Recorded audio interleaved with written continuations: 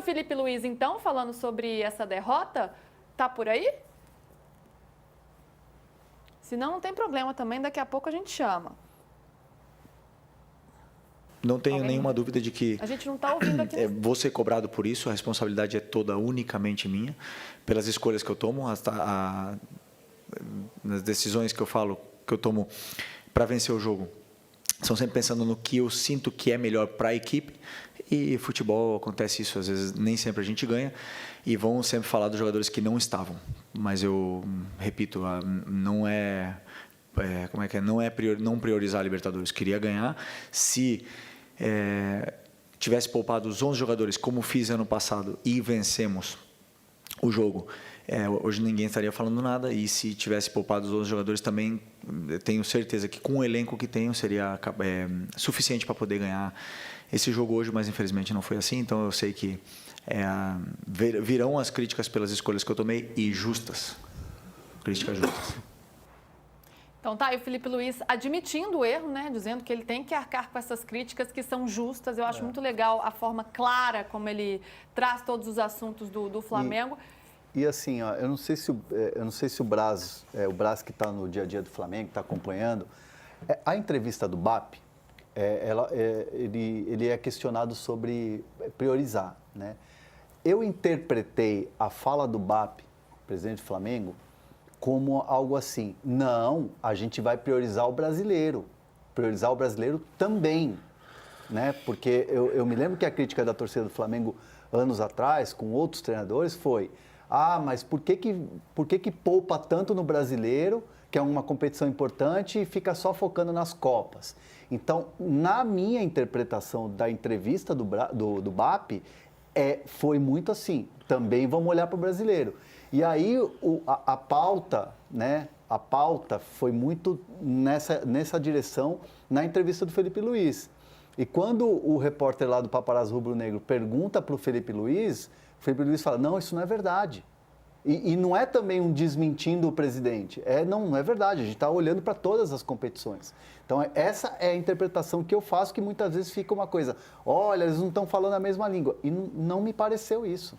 Porque pela entrevista do BAP, o entendimento de muita gente foi justamente esse, né? Que o brasileiro é a menina dos olhos do Flamengo nesse ano. É a coisa mais importante para o Flamengo. Tinha dito isso. E teve essa declaração do Boto também. E aí ontem o Felipe é questionado e ele fala: não, tudo é importante. E é claro que a torcida quer todos os títulos, né? Que é os 3 títulos que vai disputar. Então, Braz, como que vem sendo essa ideia de prioridade mesmo dentro do Flamengo, né? Cada um falando algo que gera uma interpretação diferente, qual que é esse entendimento por aí? E também de como caiu essa derrota de ontem.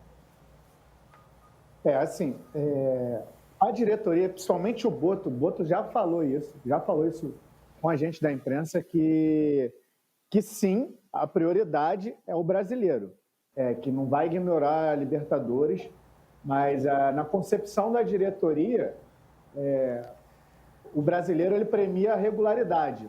E num campeonato mata-mata, você numa noite ruim, você pode acabar sendo eliminado. Então eles acham que faz mais sentido priorizar o brasileiro, até porque tem um elenco suficiente para jogar as Copas também. Só que o que eu sinto é que esse pensamento da diretoria não entra tanto dentro do vestiário. Ontem o Arrascaeta, por exemplo, falando na zona mista, ele falou: eu quero dar o meu máximo em todos, eu quero ganhar tudo que eu puder. E o Gerson também falou algo nesse sentido.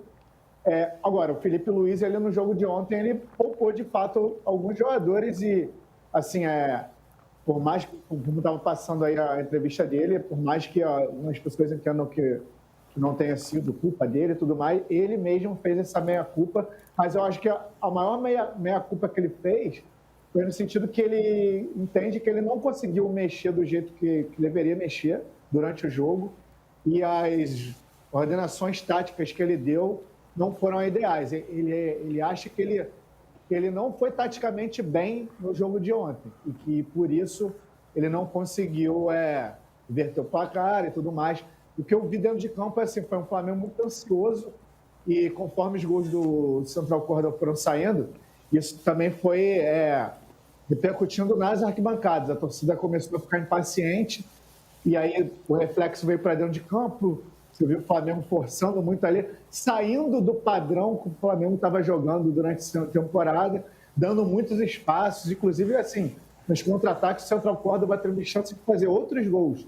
Tinham 2 pontinhos ali bem rápidos, que estavam dando muito trabalho e explorando bem esses espaços. O fato é que o Felipe Luiz fez essa meia-culpa dele. O Boto já deixou claro uma vez, sim, que a prioridade era o brasileiro. Os jogadores, me parece que não estão aceitando tão bem essa ideia, não concordam, talvez. E o que eu posso garantir é que a grande maioria da torcida do Flamengo também não concorda com essa ideia. Se fosse depender da torcida do Flamengo, eles gostariam que priorizasse a Libertadores. Então, eu acho que a derrota ontem também ganhou esse peso muito porque a torcida do Flamengo entendeu assim, cara, tá vendo? O jogo de hoje a gente perdeu, está na situação agora delicada, né? Caiu para terceiro no grupo e no que depender do que acontecer nesses jogos do grupo, o Flamengo pode jogar lá na LDU, na altitude lá, tendo que vencer, então pode se complicar no grupo, né? Pode ser que fique complicado. A gente já vai dar uma olhada no grupo. PVC, quero te ouvir ver na prancheta também os erros que o Flamengo cometeu nessa partida. Mas antes vamos para o intervalo, porque temos que falar também sobre o retorno do Pedro. Como é que foi avaliado? Foi ali já, né, quando o caos já estava instaurado, o time já estava perdendo, mas ele tentou participar, foi muito celebrado pela torcida, a gente vai falar sobre isso também. Vamos para o break então e a gente volta já em 2 minutinhos, a gente segue falando aqui do Mengão e dessa derrota de ontem. Eram o Perelo e o Angulo, os dois pontas que o Braz citou. Pô. E o melhor nome de zagueiro da história do futebol, não estou exagerando, Abaixa. Pô, esses 2 pontinhos aí são bons. Bom, pelo menos ontem eles foram bem. Mas eu não quero um zagueiro que abaixa. O Flamengo não ganhou um jogo de um zagueiro que abaixa. E não conseguiu fazer gol de cabeça com o zagueiro que abaixa. Abaixa. O zagueiro abaixa e você não faz gol de cabeça, Braz? Pelo amor de Deus. Agora, tem uma coisa assim que vale salientar, a mudança de postura dos jogadores do Flamengo, na verdade, não dos jogadores. Eu acho que foi uma coisa mais institucional e os jogadores estão seguindo as ordens. Até no passado, quando o Flamengo perdia um jogo, ninguém falava na zona mista. Era raro. Às vezes, quando falava 1. Ontem falaram 6. Teve uma ordem para que os jogadores falassem mais, tem uma ordem. Fora o regulamento da Conmebol que exige, né, que eles passem ali pela zona mista, mas ele não é obrigado a falar. Agora, até ano passado, o Flamengo perdia era sinônimo de silêncio, ninguém falava. E ontem falou Gerson, falou Arrascaeta, falou Wesley, falou Ortiz. Então, essa mudança é interessante, dos jogadores botando a cara na hora da derrota, né? Não, isso é importante, né? O jogador chamar a responsabilidade, prestar esclarecimentos à torcida, que às vezes o jogador não entende que não é pra gente jornalista que eles estão falando. A gente é só um canal, um veículo, é pro torcedor que quer saber o que aconteceu e merece esclarecimentos depois de uma derrota como essa. Então, isso é importante. Temos quanto tempo para voltar? Para ver se eu registro algumas das participações da galera aqui do chat. Temos 1 minuto. Orlando Orsini diz, Felipe Luiz é seleção. Já tem muita gente cornetando aqui o Felipe Luiz. O Nunes Silva, espero que o Felipe e o time acordem depois dessa derrota. Calma, né? Calma, uma derrota. Texto. Acorda Abel 2024, me lembra. Depois de ele ter ganhado 2 Libertadores. A gente está voltando já, né? Tem um tempinho ainda. Tem um texto estupendo que eu não conhecia, de 1957, do Mário Filho, que está publicado nesse livro Crônicas Eternas do Futebol, que o primeiro livro da coleção é Mário Filho. E ele fala como a imprensa esportiva trata a derrota como um vilão. E fala uma coisa que eu nunca tinha raciocinado, que isso é herança do jornalismo policial, em que o que vende é a morte. É muito louco isso. Eu nunca tinha parado para pensar sobre isso. O que vendia jornal policial era a morte. E o que vende jornal esportivo é a derrota. A crise da audiência, né? Mas isso é Mário Filho em 1957. É muito atual. Vamos ver. Super, super. Diz muito sobre os nossos tempos. Estamos de volta no canal UOL, seguimos também no YouTube, estamos falando sobre a derrota do Flamengo. Bora falar agora sobre o Pedro? Pedro, depois de muito tempo, voltou a campo, depois de se recuperar de uma grave lesão. Foi ontem para o campo, a torcida celebrou bastante esse momento. Ele entra aos 27 do segundo tempo no lugar do Alexandro, que depois tem uma troca ali de posição, mas foi essa substituição feita. Não dava para esperar muito, dava. Ele tentou participar, mas não foi muito efetivo. Mas já estava uma situação complicada. O que você achou, Hernan, da volta do Pedro e como é que o Flamengo agora trata esse retorno, que a gente já imaginava que seria com cautela mesmo, até pela gravidade da lesão? Acho que a derrota acabou ofuscando um pouco esse retorno do Pedro, né? Porque se o Flamengo vence o jogo, acho que teria mais destaque, acho que teria uma análise até um pouco melhor assim, em relação ao desempenho dele. Eu acho que, assim, para mim, uma volta muito segura, muito consciente, muito responsável, inclusive, quando você tem um período que ele vem antes, né, do prazo dado ali inicialmente para essa recuperação, quando ele consegue estar em campo antes, já é espetacular, né? Então, o Flamengo foi muito responsável. E acho que agora é ganhar ritmo e ele vai retomar a vaga no time titular naturalmente. Mas ontem foi um bom start, assim, para ele voltar. Maracanã, Libertadores, estádio lotado. Pena que o resultado não ajudou, né? Uma volta responsável e também competente, porque afinal ele voltou antes do prazo estipulado. Ô Brás, como foi a avaliação dessa primeira participação do Pedro? Era mais mesmo para ele se ambientar, para ele sentir o jogo, ver se estava tudo certo ali fisicamente? Claro que gera uma ansiedade, um retorno depois de tanto tempo. E agora, já pensando para frente, já dá para a gente imaginar um Pedro jogando mais no próximo jogo contra o Grêmio? Titularidade, acho que ainda é cedo, né? Quer dizer, você vai me contar, mas eu imagino que sim. Mas o Felipe Luiz ganha mais uma opção e uma opção grande, uma opção importante, além do Bruno Henrique que vinha fazendo essa função e do Juninho, que também chegou para esse ataque aí do Flamengo. Então, a ideia do Flamengo é que ele vai ganhando a minutagem aos poucos. Ele falou ontem, depois do jogo lá na Zona Mista, e ele mesmo afirmou que essa volta vai ser gradativa, vai ser aos poucos, ele pegando ritmo de jogo. Então, tem todo um controle aí de cargas para o Pedro, para ele já adquirir o ritmo de jogo, a confiança, né, depois de uma lesão grave dessa. Então, assim, vai ser aos poucos, vai ser gradativo. Ele mesmo confirmou e ele disse que, para ele, foi uma vitória pessoal, né? Não gostou do resultado, mas foi uma vitória pessoal. Até o Gerson também, quando passou lá na Zona Mista, falou que o grupo queria muito ter dado essa vitória para o Pedro, para marcar esse retorno dele, né, aos gramados. Então, ficou essa tristeza além do resultado, e eles tinham se fechado ali antes do jogo para dar essa vitória ao Pedro, para ser algo marcante ali no retorno, o Flamengo ganhar. Mas não foi possível, mas o Pedro está 100% recuperado, né, clinicamente, e agora é mais uma questão de ritmo de jogo mesmo. Dá para fazer alguma análise desse retorno do Pedro ou é muito cedo, hein, PVC, de como ele pode se encaixar nesse time do Flamengo, como ele pode entrar como essa opção de centroavante para o Felipe Luiz? A gente tem a prancheta, não tem? Temos a prancheta. Porque eu acho que é legal, porque me surpreendeu quando eu peguei. A prancheta hoje é um pouco diferente, porque ele é um mapa de movimentação. O que a gente chama de heat map, eu prefiro chamar de mapa de movimentação, porque eu acho que não tem calor. O famoso mapa de calor. Mas é que não tem calor, por isso que eu prefiro chamar de mapa de movimentação, mas é a minha caretice minha. Olha o Bruno Henrique. Bruno Henrique foi centroavante do Flamengo. Peraí que a galera ainda não está... Agora tá. Agora sim o pessoal está vendo ali. Dá para a gente fechar aqui na prancheta para a galera de casa? A gente consegue começar pelo Juninho, se a gente puder? Porque o Juninho foi o titular nos primeiros 45 minutos. E que teve melhor desempenho, né? Mas foram 3 centroavantes durante o jogo, certo? Juninho aí. O Juninho é isso aqui. Ele cai principalmente do meio para a direita e entra na área, mas ele circula muito pela área, de fora da área. Nessas 4 posições centrais aqui do losango, ele faz um movimento assim. Esse é o mapa de movimentação do Juninho, tá? Então você se acostuma a jogar com o centroavante que é o Juninho. 45 minutos. Aí passa a ser centroavante com as mudanças de entrada do Plata. O Plata vira centroavante em alguns momentos, mas o Bruno Henrique é o centroavante. Aí na tela seguinte, o Bruno Henrique, que estava ali atrás com a gente, se a gente puder, que estava o 2. O 2 é o Bruno Henrique. Olha como ele faz um movimento parecido com o Juninho, ele sai da área, mas ele escapa mais para a esquerda. Tem momentos do jogo em que o Bruno Henrique está bem aberto do lado esquerdo. É verdade que porque ele jogou o primeiro tempo como ponta esquerda, mas ele faz esse movimento quando ele vem para o centro do ataque. Então você procura o centroavante de que maneira? Desta maneira.